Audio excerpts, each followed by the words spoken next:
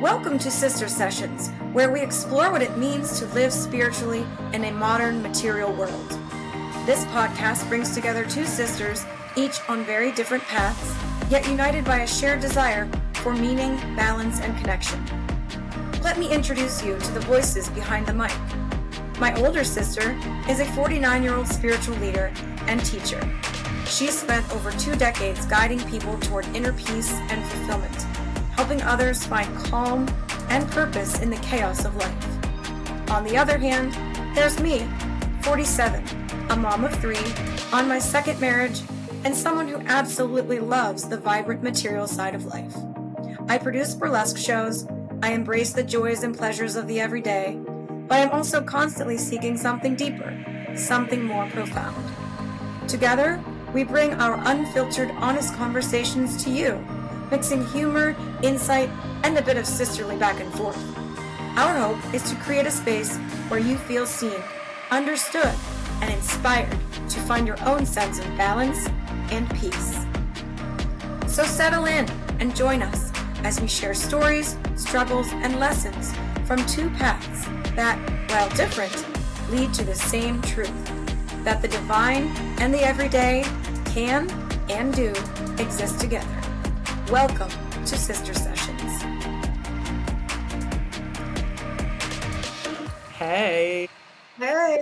Welcome to Sister Sessions. Did it. We're on. Where my little sis and I can chat it up. Yes. And let the world hear the therapy that we give each other on a regular basis. Yeah, really. So true. So this is really fun because we talk every day, all the time, and now we're going to talk in front of everybody else and let everybody else hear our stuff. How crazy we are, in a great way, I think. Maybe we'll see. The jury is yet out for that. Yeah, well, the funny thing is here is the perfect example of what it is, the difference between us, because as you know, a regular meditator that you are on a regular basis, daily, multiple times a day, and I who do not meditate, just getting ready to get on this, I was like, nah! And you were like, it's fine. It's okay. Just take your time. And I'm like, but I have to go. Everyone, meditation is very important. To say it's one of my, major platforms I stand on and preach about daily with clients from all over the country and even outside of this country. Meditation is the way to freedom, to inner freedom, because we have, it's all in there. As my guru, Paramahansa Yogananda, says, we all carry a portable paradise within us. And we need to find it. We need to be in that place as often as possible. That is our freedom. This world doesn't matter. Right. And I think that one of the things that is going to be very helpful with this is also clearly for me is that, people could easily say, well, you, Jenny Fairbank, have built your life around practicing this, around teaching this and living it daily. And then it would be easy for me to say, well, I have 3 kids and they're active and I'm so busy and I'm running around and I have to go to doctor's appointments and I have to go to baseball games. I can't do this. And I think that is the problem with society in general, is that it's a matter of, there are 24 hours in a day. Take the time. Just yesterday, I was supposed to jump on a Zoom with Jenny for 10 minutes on a Monday afternoon at 1:00. I was so excited about doing it. And then as the time's reaching towards 11 a.m. and I'm like, how am I going to drop everything on a Monday afternoon just for 10 minutes? How pathetic is that? So I think that it's a matter of, how do we find people like me the time? How do we make that time more important than whatever it is I did at 1:00 yesterday? I couldn't even tell you. It has to come with a motivation. There has to be a reason to do it. If there's no reason that's important to you to do it, it won't get done. We have to understand, which a lot of people don't, is how meditation, 10 minutes, only 10 minutes a day, how it literally affects your life. Not only the external, because what it does And I could give you the laundry list of benefits, but just to say a few, it literally changes the structure and function of the brain. You literally are firing different neurons when you're meditating. You are taking the energy, the attention away from the limbic system, which is, we call it the reptilian brain, the fight, flight, or freeze reactive process in the limbic system. That all slows down. And your prefrontal cortexes, which we nickname the higher brain, which is the most advanced part of our brain, which we are the only beings on the planet who have, it begins to change structurally, functionally. It grows, literally thickens. So the gray matter in the brain, in the forehead area, gets thicker. Just over a 6-week period of time of meditating every day for 10 minutes. This doesn't take lifetimes or the whole life to see results. It takes a very short time. I've been working with people for decades on this, and I see the results. The best thing that the quickest thing is we not start to feel peaceful very quickly, more peaceful and less reactive. Now, what would you tell someone who said, my meditation is my daily walk. My meditation is cooking dinner for my family. My meditation is when I'm out in the garden. What would you say to them? That's meditation. That would be more mindfulness. Meditation is not mindfulness. It's different. And that is important, that you are in a place of being present wherever you are. If you're on a walk and you're feeling really in the flow, that's a flow state. You're really focused, you're engaged, you're present. That's mindfulness. Meditation is different. Meditation is about going inward and letting go of the external world. You want to shut down your senses, forget about the gardening and the walk and the thing, and be inwardly focused 100%. Not easy to do, but the biggest part of meditation that is a misnomer is that people feel like they have to shut their thoughts down. Well, I can't meditate because my thoughts are too busy. I'm too busy. My brain is too busy. It's too active. Everyone's brain is active. Right. My brain, my thoughts don't shut down when I meditate. We become the observer. We start to sit back and watch. And then what happens is when we begin to gain control and realize that, oh, they're just thoughts. I don't have to engage in them. I don't have to entertain them.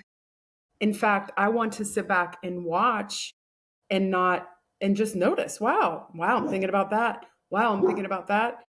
And you just let them go by like clouds. And then at some point, you could get slower. It could get slower. It could calm down. So what would you tell someone who said, what is base minimum I can start with to not overwhelm myself and to not say, it's kind of like when people are like, I'm going to go on a fitness routine or I'm going to go on a health diet that's new, and they go all in and then they quit. What is something you can tell somebody with meditation that really, truly will not let us quit? Because I'm in for this. Well, I say you have to start the habit of sitting for 5 minutes every day. That's huge.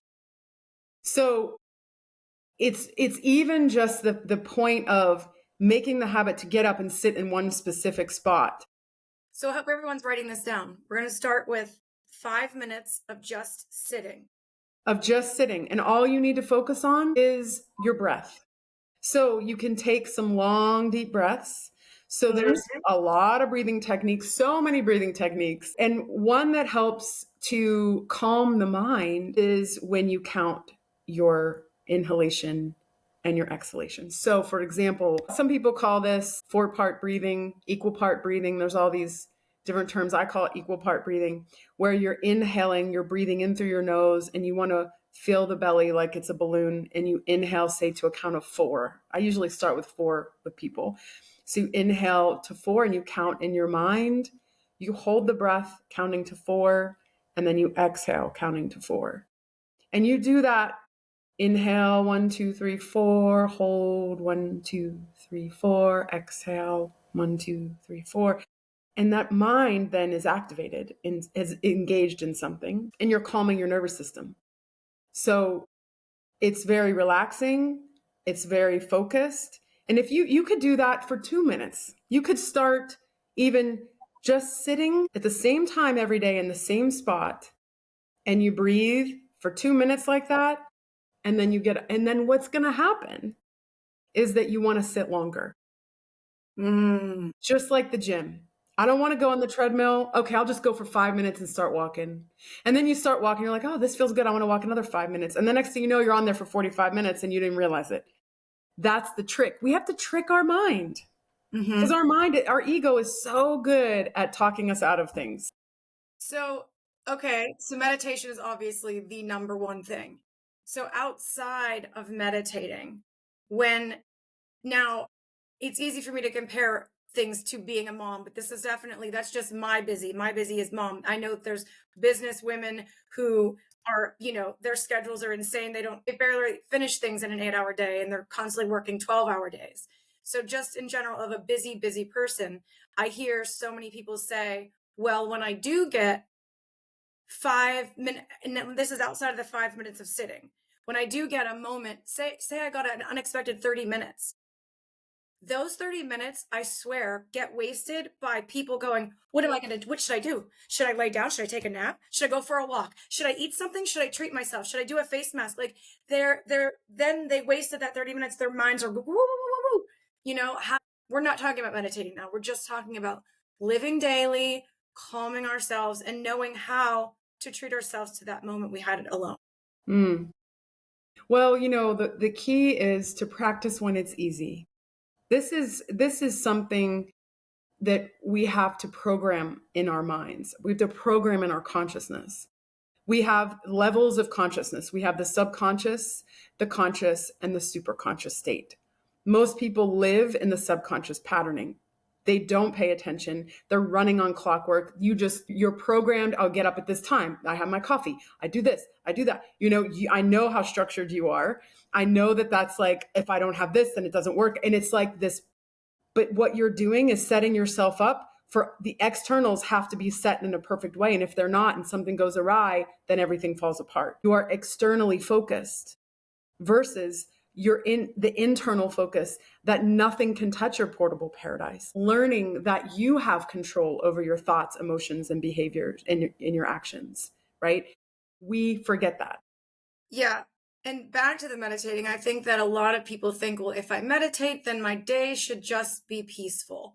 My day should just go just the way, because I meditated and now I'm calm. And then as soon as someone cuts you off in traffic, or the lady tells you, I'm sorry, you can't have that, we're closed, then they're like, nah. And it's like, wasn't meditating supposed to get me when a situation like that happens? Isn't that what meditating is for? Meditating is for connecting with the divine spirit, first of all.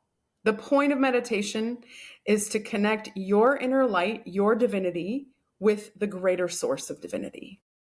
That is the point of meditation, is to help you remember who and what you truly are, which is not this physical body. We are not human. We are living a human experience. We are divine beings made of love and light, pure bliss. And that's what we're all seeking. We are all craving that feeling, whether we're aware of it or not. And we seek it, unfortunately, outside of ourselves. I want everything to be perfect out here. I want all my days to be perfect. I want everything to go smoothly. Nothing should go wrong. That's not the point of this planet. That is not why we're here in this material plane. We are here to learn and to work out our karma. Mm-hmm. And that does not mean it's going to be easy, because it's not, right? It's going to be challenging. We are faced with tests and lessons every day. But if we look at life like that and we say, this is a simulation. This is light made of light and shadows. We call it Maya. From the Indian tradition, it's called Maya, which means a divine play. This is light and shadows playing out that we have chosen to incarnate on because we have work to do on our souls. Which is why I love that your youngest nephew, 6, his daily mantra is, today is the best day ever. And he is always right, because yesterday's gone. You can't do anything about it. You're never getting it back. It's gone. Goodbye, yesterday. Tomorrow, we aren't promised it. So today is the best day ever. It's like the coolest mantra ever. And that kind of goes along with what you're saying. He is, I'm telling anybody who's born around this time, all your kids, they are from a much higher consciousness and they get it like no one else ever has in the history that we know of, because the planet is evolving rapidly and people are awakening rapidly, and everybody who's incarnating right now is not everyone. I shouldn't say that. It's not a blanket statement, but a lot of souls who are incarnating right now really get it from a place where most people don't. So I can't wait to see what they do moving, as they grow up and how they engage with the world, because the world is changing rapidly and it is about to change dramatically in the next few years. In a hard way, but ultimately in a really good way. Yeah, and this subject is obviously the most important to everyone right now. I think, there's a lot of anxiety among people and worry about the future with the world, the big changes that are happening. And whether you're whatever side you're on or vision that you have for what is to come, where none of us are really prepared. And we're all going to be in it together. We're all going to be one in it together. And we have to be there for each other, and people are really scared right now. So how do you handle that personally? And what do you suggest that other people, what is a good thing to help people with their fears of the future? So many things, Suze. Like, first of all, personally, I don't engage with it at all. I don't watch the news. Yeah, I you're really, yeah. I have to tell you what's going on did you know? And you're like, nope, didn't. And nope. you're like, but I know you're going to tell me, so go ahead. Yeah. And I like hearing it from you or other people versus, on TV. And I'm open to listening. I'm the very last thing I'm doing is putting my head in the sand. I am not ignoring it. I'm not engaging in the fear mongering. I'm not engaging in any of that. I'm engaging in my light and in my high frequency. Everything is a vibration. Everything is energy. There's nothing that isn't energy. That energy is all that exists. Oh yeah, I'm so into We all know this scientifically, which is so beautiful because science and spirituality are starting to get a little more closer together. It's going to continue to be that way, and it's so exciting. So we know that everything is energy, including thoughts, including emotion, they're frequencies. So if you are living on a frequency that is fear-based, if you're living in the frequency of fear, then all you are experiencing is fearfulness. You are seeing everything in front of you as fear because we're projecting from our consciousness. Remember, it's light and shadows. So if we're vibrating on fear, we're going to see everything fearfully. We're going to feed that energy. What I teach people is to change your frequency. So if you're watching this stuff, you can't help but start to feel the energy that it's emanating. Get off the TV, get off the social media, and go out in nature. Take a walk in nature. Commune with the trees. And I'm not saying to be woo-woo and weird and hug trees all over the place, but recognize the beauty of this planet and all the blessings that we actually have in front of our faces all the time. Miracles every moment. This whole place is a miracle. And if we can be in a frequency of peace and not go into what ifs, what is going to happen? What is going to happen? Because we don't know. We could never imagine it if we tried. I mean, we could play that game. How is that helping us? right. 90% of what we create in our mind, 99% of what we imagine doesn't come true when it comes to fear. Oh yes, that was one of the best lessons that I learned was, and I teach now all the time to my kids, is that I tell them on a daily basis, go with the flow.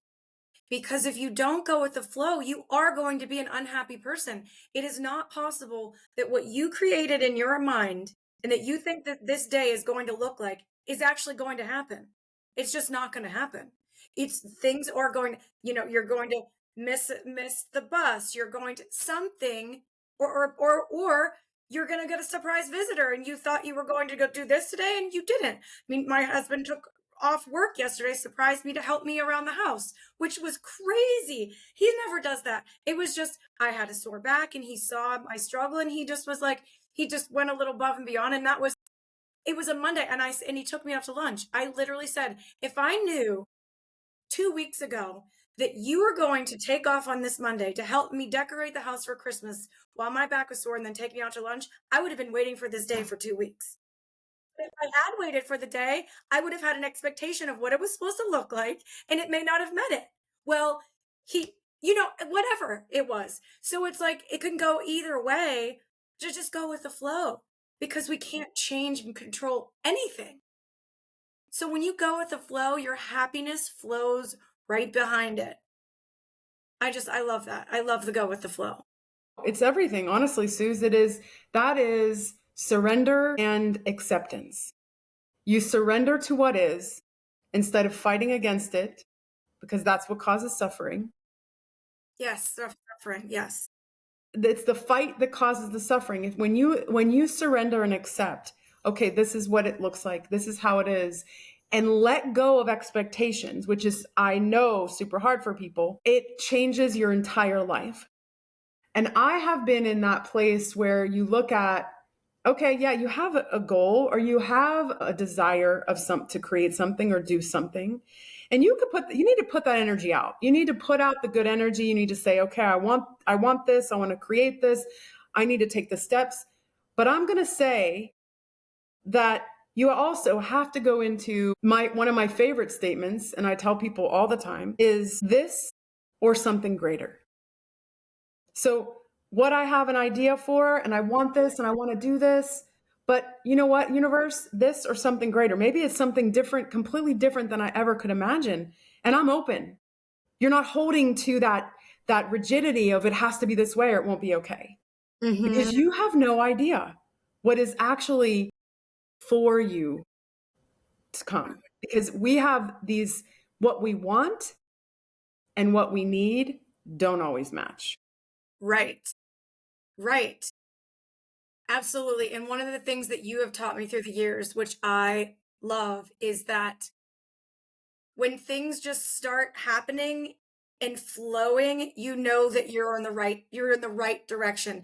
And when you feel like you're fighting something and you're like, why isn't this working out? And like, I'm not saying that when you're in a good place, you don't get stumbles. There's a different feeling inside. It's like, this just doesn't feel right. Or, oh my God, this feels so right.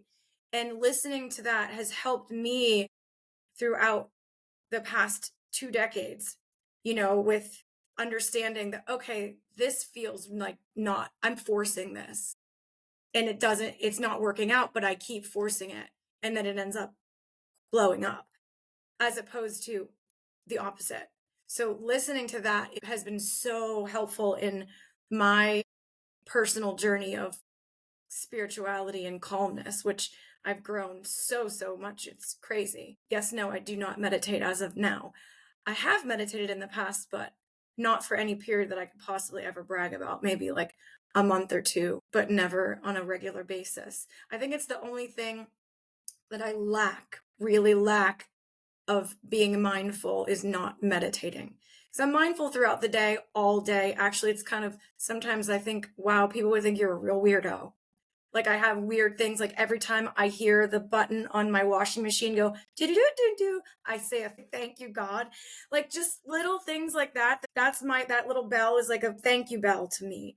And I do so much laundry. So it's like, but no, like I try to do things like that. None of this is taking the place of meditation, but I do have a very mindful mind outside of meditating. Which is massive, Susie. I mean, ideally, we want to be in that high frequency all the time, not just when we're meditating. So you're in a really good place all the time, which is really important. And so that's why you're growing anyway. But imagine if you added meditation, how much more you would grow.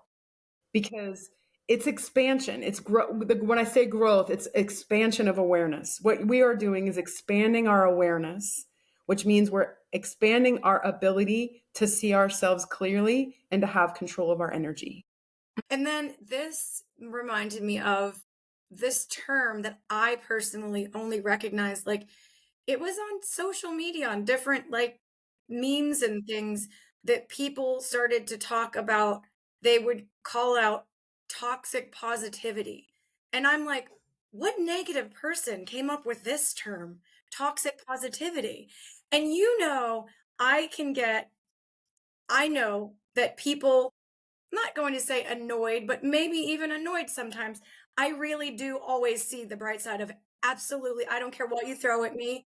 I'm going to find the light somewhere in it. I just do. So if you don't want me to find the light for you, don't bring me your problem.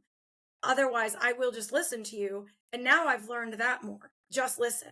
Unless someone says, "What do you think?" I don't give my thoughts because it's sometimes annoying. And then all of a sudden I'm hearing this toxic positivity. People that aren't good for your health don't let you feel your pain. What do you think about that? So there's this term that you may have heard called spiritual bypassing. And it is when we ignore our blocks, the fears and the grief and thing, and we just want to like just rock right over it. Like, oh, that's not important. I want to be happy and I want to be positive. I want to be in the light and da da da. We need to feel what we feel. We need to acknowledge when we're angry, when we're fearful, and we're allowed to be all those. We're allowed to feel all that stuff. It's part of being human. It's emotion. And isn't it true, if you don't feel it, then it's coming back? So you have to, like, don't you always say, feel it? I hear you say this to my kids. I want you to feel it and I want you to let it pass through, right?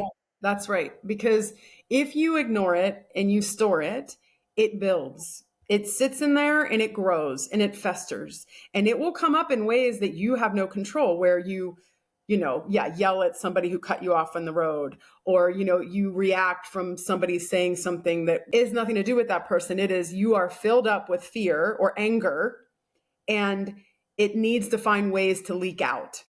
So it will leak out when you're like, oh my gosh, I can't believe I just yelled at that person. Oh my gosh, wow, I just cut that guy off in the road, right? Because you're not dealing with it consciously. You're not dealing with it from a high place of awareness. So when we feel something, it's important to allow ourselves to feel it, to say, okay, this is the work I do with people in the healing sessions. Go into it in the body, because it's always stored somewhere in the body. It's an energy pattern. It's called a vritti, which means a whirlpool of energy. It's in one of your chakras and it is activated. Everybody knows the term triggered, right? It's like, I get triggered. That energy pattern gets activated. It wakes up and it wants to take over. And it's important to when you recognize your triggers, you don't use those triggers as an excuse. Well, this happened to me and I can't help it because every time I see that, now it makes me feel this way. Like, I do hear people say that. Well, you don't understand. That's also classic. You don't understand. When I, smell those flowers, it reminds me of something really bad that happened. And it is what it is. So I think, what do you tell people that use excuses and hold on to their reasons for reacting? Yeah. I just had a conversation about this with someone this morning. When we do that, we feed it. So when you say, okay, every time I smell this particular flower, I'm reminded of my abusive ex-husband because he brought me those flowers after he'd hit me. That's an example, right? And I can't stand seeing those flowers or smelling those flowers. Well, guess what? You need to buy those flowers, you need to bring them in the house, and you need to smell them, and you need to be in it, and you need to remember so what does this mean to you? This means that he did this and da da da da and da da. Where are you now? So we have to tell that story differently. So this is what we would call inner child work, where you go in and you look at that situation and you replay it from a different place, where you show up differently, where you maybe stand up for yourself, where you leave the situation, where you say, no, this isn't okay. So, and then you forgive yourself and accept that where you were in that time, you thought this was a good idea. And you don't hold on to shame or blame, but you actually say, at the time, which is my favorite line from one of my teachers, it seemed like a good idea at the time. Like it felt like I was supposed to do this. I felt like I needed to stay. I felt like I needed to try to protect him or save him. And Yeah. I couldn't leave. I didn't have the strength. And that's okay. Now I'm on the other side of it and I'm not going to hold on to that anymore. And instead of hating that smell of those flowers and that flower, I'm going to bring it in and say, no, I'm going to embrace you because you cannot anymore represent that story for me. Yeah, not letting it define you. And that's a very good example of letting go of fear, because that's all about fear. Now, what would you tell, because it's so similar but so different. Like what would you tell a man who lost his wife and those were the flowers that he always bought for her? And now he can't bring himself to see them, smell them, because that pain is different. That's different than letting go of, I'm not going to let you, the fear of our past relationship define me. I can let go of that. But how does someone let go? Like, how does a man let go of grieving his wife and embracing those flowers? That's different. And the thing about grief is honestly, it almost never goes away. It just, you learn how to live with it and work with it and be with it. So I would say the same thing where actually you bring those flowers in and you feel the grief and you allow yourself to grieve. Because a lot of times people, none of us actually want to feel those heavy emotions. No one wants to be angry or fearful or shame they're very heavy energetically.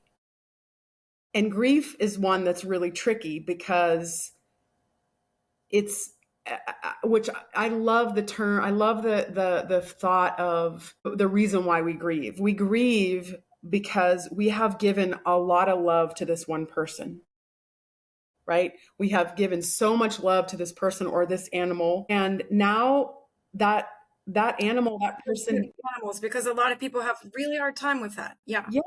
And now I don't have anywhere to put this love. Mm-hmm. And so I'm lost and I'm grieving because I don't know what to do with this love that I have. And so what we can do is actually keep pouring that love into that being. Just because that being isn't in a body does not mean they're still not there, because they are. So you can keep pouring your love to that being and that they are always there with you. Yes, we miss them physically, and that will never go away in this life. It won't go away until you see them again on the other side of the veil. But until then, you're going to have that kind of hole in your heart, so to speak. That's why we say my heart is broken, because there is this emptiness where we don't know what to do with this energy, this empty feeling that person isn't filling anymore. Yeah. It's a tough one. Grief is really, really tough because it comes in waves. It comes out of nowhere, and we have to go with the flow. We have to ride the waves skillfully. It's just energy. Emotions are energy in motion, emotion. Mm-hmm. And we need to take control of that. Yeah. I'm not trying to make this all about grieving, but since we're on the topic, and where was I going with this? I know where I was going with this. You always speak about that, birth is a celebration in which you would like to try to get people to understand that death is also a celebration. It's like it was our ride here, and look at that ride, and it's so cool. The way that you think about it is so, again, it does not take away from when someone that you love passes feeling grief. That is not what I'm trying to say whatsoever. But while you're grieving, also understanding the beauty of what just happened. And you have a really good way of talking about that, if you want to share that. I'm such an advocate of talking about death. I think it's an important part. It's a huge part of life.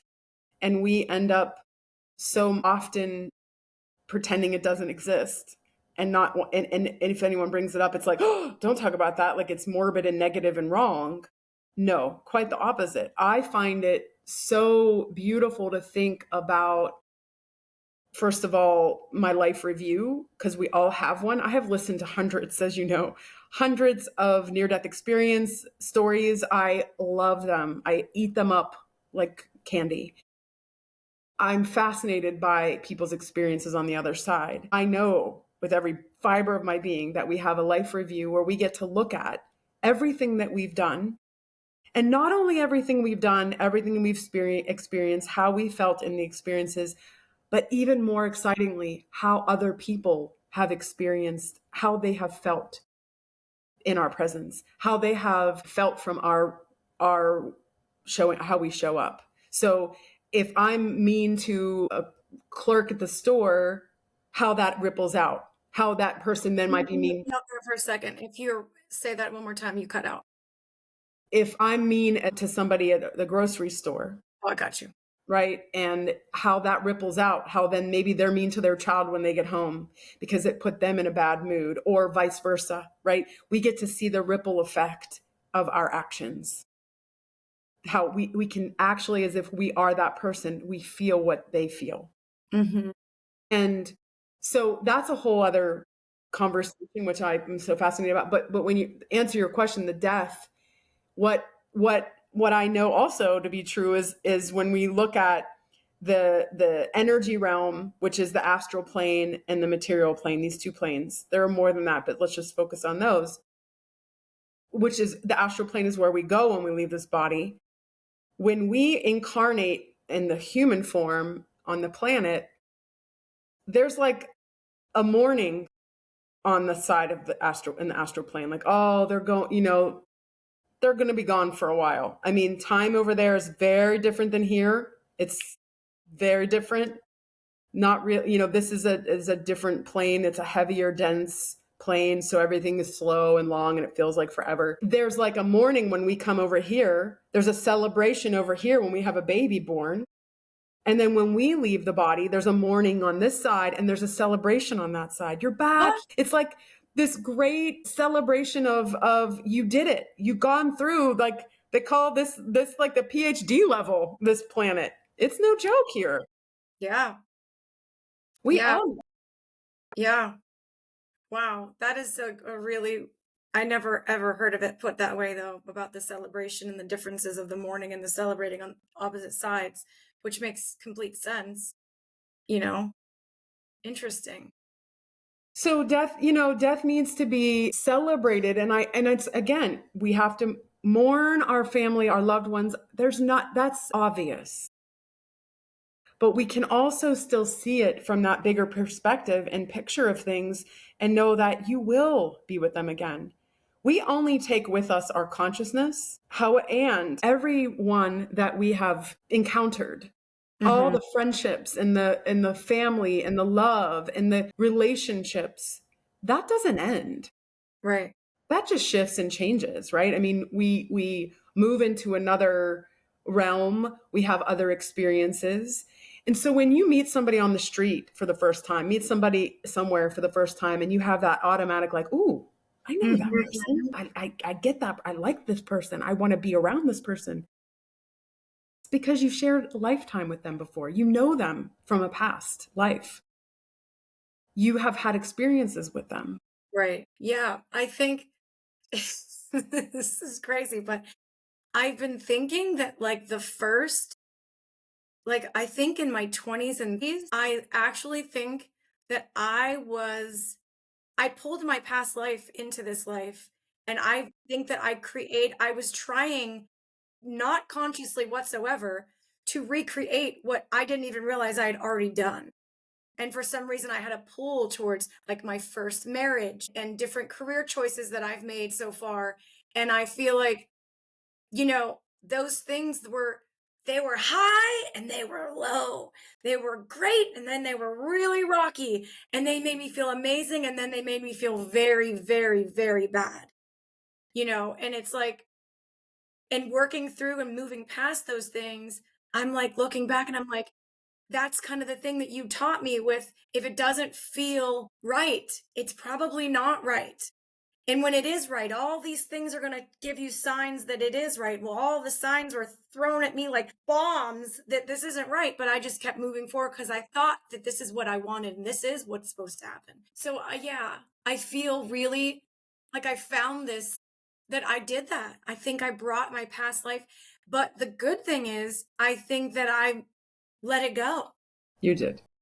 Like I don't feel that need anymore. I don't feel the need for those things, the different relationships. And And I have no ill will towards any of it. It all made me who I am right here, right this very second, on the best day ever. And now I can peacefully figure out my path for the first time, maybe being here on earth, which is kind of really crazy. And if I was an emotional person, it might bring me to tears, but I'm not. But like, that's really a cool thing to finally discover. I really brought this in about me right here. Sorry.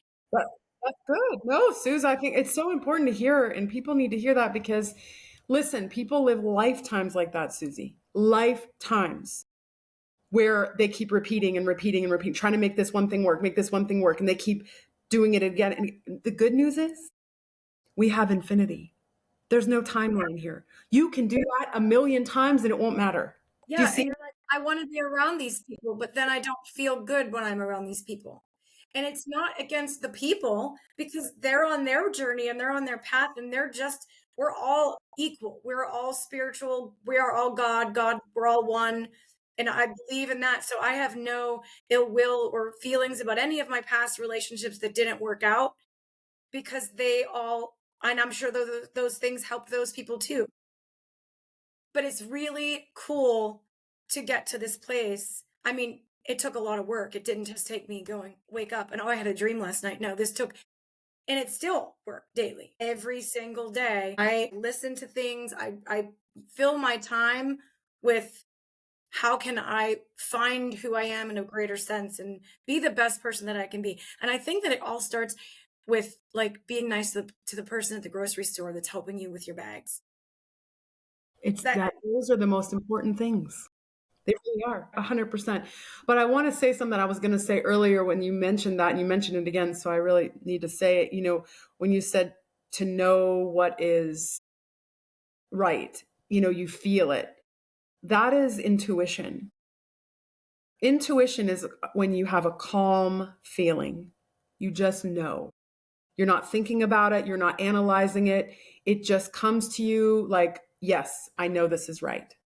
Right. And that expands and gets stronger when you meditate. mm, That is what is another beautiful result from meditation is your intuitive self gets wiser and stronger. Well, you're already as wise as you could ever be, but it opens up your wisdom self more. And you just know. So there's a very clear difference we start to learn that we can discern when the ego is talking versus when our higher self is speaking, which is extremely different, but most people don't know because the intuitive self, the wisdom self is not loud. It's quiet. and And the ego wants everyone to like them. Well, why wouldn't you like me? Well, one of my best friends who she said to me the one time, honey, if everyone didn't like Jesus, I don't know who you think you are. Like he couldn't make everyone happy. How do you think you're going to do it? And I'm like, well, that's a really good point. That's a really good point.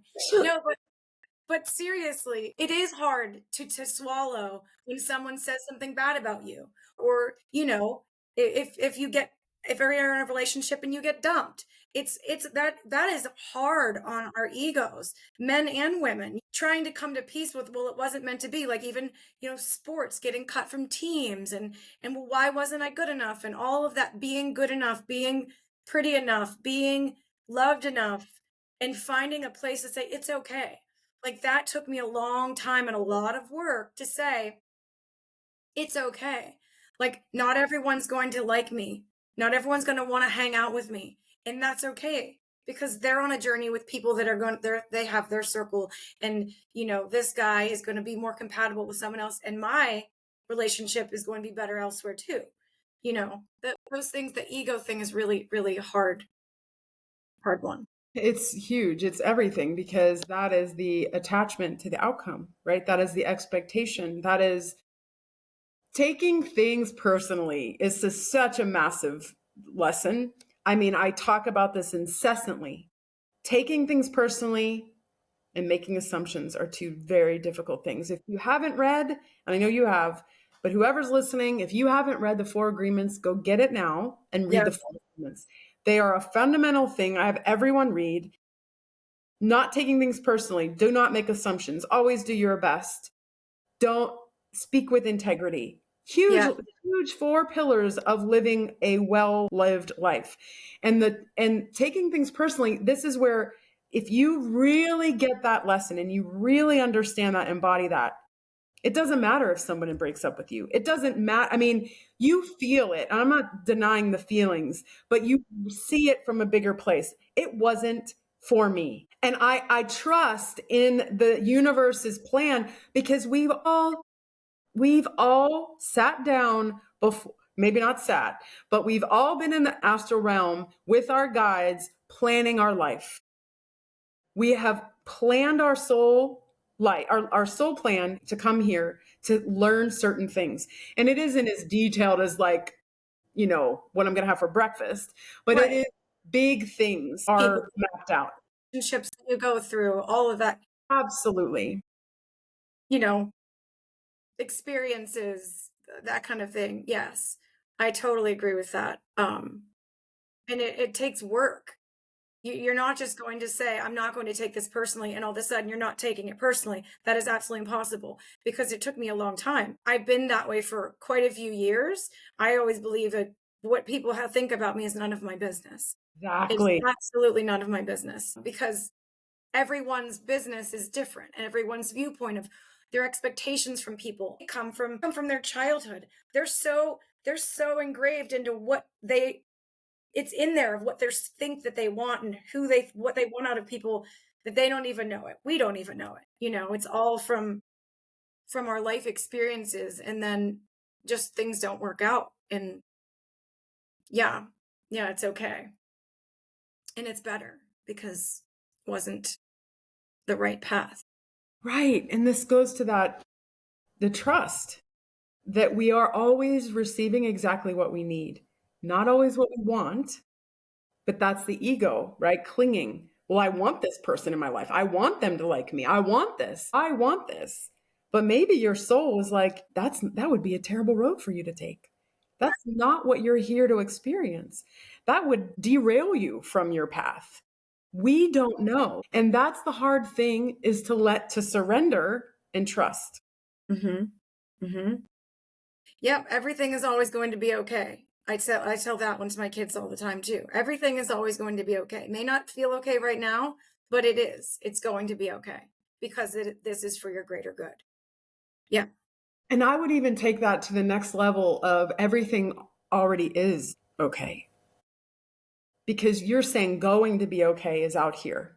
So you're holding this like care. It will, I love that. but it already is and always is different. I'm using that from now on. That is so good. Everything is okay. Yeah. I have someone gave me a plaque years ago when a client that says all is well. Mm-hmm. It's this plaque and I have it hanging. I love that so much because Simple as it is, it's really big. it's exactly all is well. You've heard that parable. I think it's an ancient Chinese parable that I know I've told you this before. It's a man living on a farm, and him and his son are living on this farm, and they have one horse, and there's a little village, and the horse one day on their farm runs away and leaves. And everyone in the village is like, oh my gosh, what terrible luck. Oh my gosh, your horse left. That's so terrible. How bad is that? And he says, maybe yes, maybe no. We'll see. And then a few days later, the horse comes back and brings with it 5 other horses. And they have all these abundance of horses, and all the villagers are like, oh my gosh, what great news. That's amazing. How beautiful is this? You have all these horses. And the village man says, maybe yes, maybe no. We'll see. A few days later, his son gets on one of the new horses and goes off for a ride, and it bucks him off and he breaks his leg. And everyone's like, how could this happen? Terrible luck. Your son broke his leg. That's the worst. He can't work, blah, blah, blah. And the man says, maybe yes, maybe no. We'll see. A few weeks later, he's in a cast, and the army comes by collecting men to fight in this new war that's starting. And he gets passed by because he's a broken leg. And they're like, yay, maybe, the point is, We don't know what is why. Yeah. Yes, I love that story. That's Yeah, so good. Yes. Wow, that was really good. I don't know how I never heard that. I thought I've told you that. Maybe not. No, that I mean, man, and it hits so many places, you know? Mm-hmm. Like it hits the good thing that happened and the bad thing that happened. Wow, that's Is kind of it good or bad? This is the thing, Suze. It's not good or bad. It's neutral, and we put the labels. yes. Was it bad that he broke his leg? Because now he doesn't have to go get killed in a war, for example. You Right. know? Yeah. We don't know the intricacies of why things are happening because they're so intertwined with everyone else's growth too, Mm-hmm. right? So if you lost your job, you could say, this is the worst thing that's ever happened to me. But then the 2 days later, you get this incredible opportunity that you couldn't have taken because you had a job last time, 2 days ago. Yep. You just don't know. Right. But we have to trust. And that is the problem with us because our egos get so attached and we don't want to trust. We think we can control it. And then we have conversations like this. Maybe we do, maybe we don't. People, or maybe we just listen to podcasts, or maybe we do nothing. But when we have these moments of focusing in on it, this is wonderful, and we think about it. But then what happens, in an hour when I go pick up my kids from school and I'm driving them to their therapy, physical therapy appointments and their baseball practice, and all of these things are happening, and my phone's ringing, and moms are like, "You forgot to pick up Mike." Wait, I gotta be Here now. yes. So that I think that's the one thing that want to I want people to really try to learn from hearing conversations with you is which is what I have received and gotten to a place from talking to you, and it's practice. It is 100% practice. I mean, I'm going to be saying on Christmas morning when my house is going to be full of 100 million people, and I'm going to be saying all is well, the food is coming. All this, you know what I mean? Like just, but that's a good example of Christmas is a high anxiety holiday for a lot of people who are doing things for everyone and trying to make it perfect. And you got to go back to, it's about living the life of this and living the life that you're trying to teach people to live. So much better on the peaceful side. Right. So So how this to would be good bring practice. that in. Pardon? This would be good for you to think about for Christmas. The holidays are coming and, you can do something different. You can choose differently. You can choose the highest way to practice the highest way to be is what we call being in the sattvic energy. There is, and we could go into this another time, but like there's different energies, which is tamasic, rajasic, and sattvic. Sattvic is the highest where you are actively calm and calmly active, where you are doing all the things you're doing in the world, but your internal self is calm and focused. And I'll tell you, we are so much more productive when we're in that space. When we're in the rajas, which is just pure active energy of like ah la la la la, and downward pulling is tamasic, where you're like in a place, say, of fear or anger or worry about what's going to happen and how's it going to be and how's it going to look. That is low frequency. We are magnetic creatures. We are energy patterns that are attracting the same energy that we are vibrating. So if we are vibrating in calmness, which is one of our inherent ways of being in our soul, if we are in a calm state, we have more clarity, we have higher intuition, we have more intelligence because we are not cluttered with thoughts. And we are more likely to attract positive things to us because we're in a high vibration. Mm-hmm. It's all a matter of learning how to manipulate the energy, to work with the energy. That's why Jesus could heal people because he knew how to work with the energy. Mm. And we all have that ability, every one of us. We just have to learn how to hone in on it. Wow. That's so cool. Yeah, So I think that this was a fantastic conversation. it was fun. And I think that everyone listening, including myself, we are going to do our 5 minutes of sitting. You could even start with 2. Okay. 2 minutes, finding that same time, ideally around the same time, like say, right when you wake up, ideally before Mine's you do anything. 5:30 a.m. Yep. Right, 5:30, maybe you turn on the coffee, but you go sit before you drink it.